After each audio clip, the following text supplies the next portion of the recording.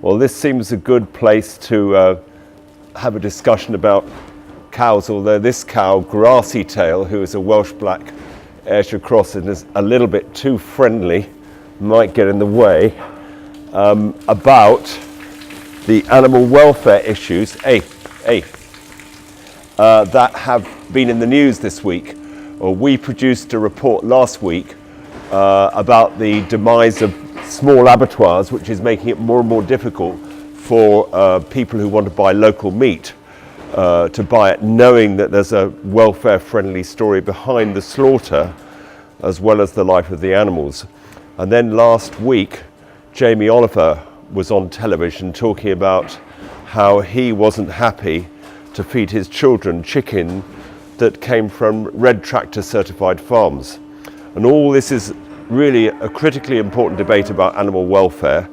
and more young people are deciding that they are acting by avoiding meat altogether and going vegan or vegetarian, which I think is a bit of a problem,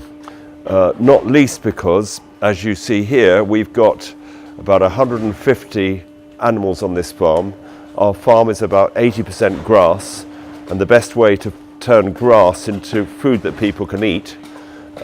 is to feed it to ruminants. These are ruminants, they're dairy cows. They're fed mainly grass, grazed in the summer, and silage and hay in the winter. And Grassy Tail here has had a calf about a month ago. She's not suckling her calf, obviously, because we're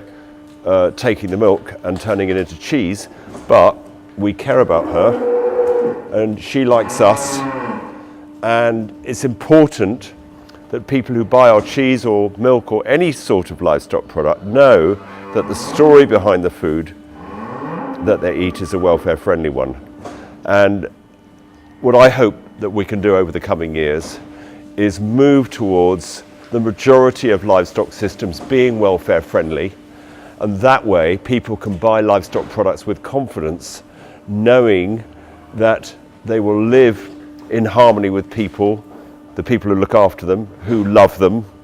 and that at the time of their death they don't go to an industrial warehouse type slaughtering arrangement where millions, hundreds of thousands or even millions of animals go through the same facility, but they go not too many miles, hopefully just down the road, to a small abattoir where there's care right up to the moment of their death, so that although they die, they're dying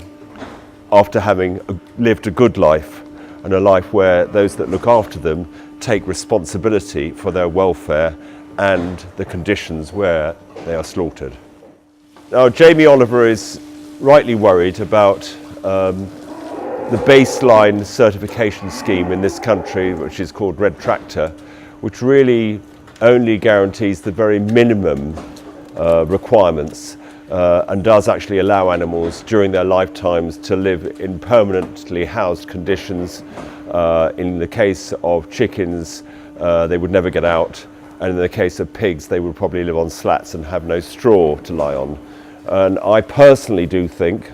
although we are Red Tractor approved, because that's the baseline entry to market that most farmers have to pass these days, that the Red Tractor welfare standards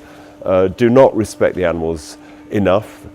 They would say, if you were to film them and ask them what they thought about all this, they'd say, well, that's what the public want, cheap food. But in my opinion, the food that is produced to those kind of low standards, Red Tractor standards, is not good enough for the animals. So we, the consuming public, should demand higher standards of welfare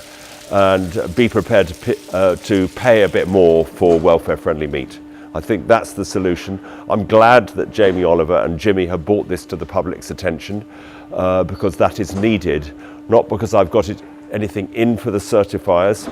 They're just doing a job. So it's up to us who buy the food to demand higher standards.